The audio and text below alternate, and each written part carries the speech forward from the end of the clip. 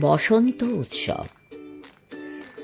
বসন্তকাল আসলে পরে গাছগাছালির মজা। সবাই মিলে উড়িয়ে দিল কিশলয়ের ধ্বজা।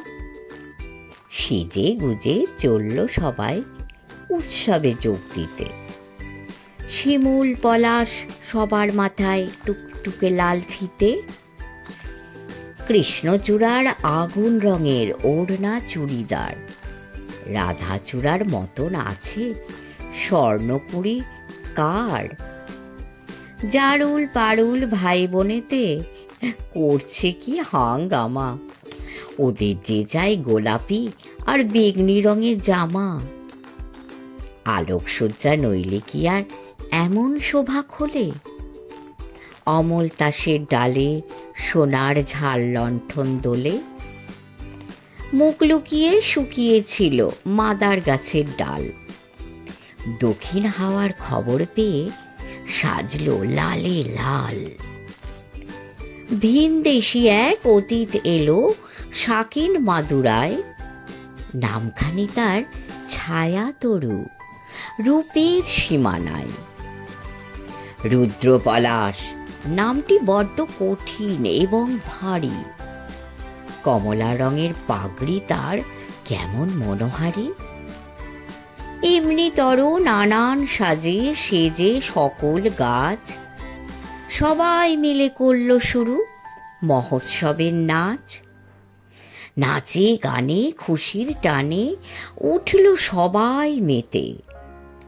কেউ দেখেনি দূরের মাঠে কি ছিল ওঁত পেতে। হিংসুটে এক কালবৈশাখী হঠাৎ এলো তেরে। ঝাঁপিয়ে পড়ে গাছগাছালির শয্যা নিল কেড়ে। ফেলল ছিঁড়ে নতুন জামা, ঝাঁকিয়ে দিল চুল। পথের ধুলায় লুটিয়ে দিল সদ্য ফোটা ফুল। ধ্বংসলীলা সাঙ্গ করে উধাও হলো শেষে। কেন এমন দুঃখ এলো হাসি খুশির দেশে।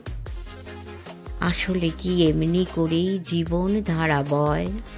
সুখের ভীষণ কাছেই থাকে দুঃখ পাবার ভয়। ফুল ফোটানোর মাসেই আসে কালবৈশাখীর হানা। বিপদ কোথায় লুকিয়ে থাকে যায় না তাকে জানা। তাই বলে কি শিমুল পলাশ ফুটবে না আর কাল। রাত পোহালেই উঠবে ভোরে কৃষ্ণচূড়ার ডাল। হিংসুটে ঝড় আজকে যাদের হাত পা দিল ভেঙে। কালকে তারাই নতুন রঙে উঠবে আবার রেঙে। না হয় আবার ঝড়ের হাতে দুঃখ পেতে হবে। ফুল ফুটিয়ে যাবেই তারা বসন্ত উৎসবে। ফুল ফুটিয়ে যাবেই তারা বসন্ত উৎসবে। নমস্কার।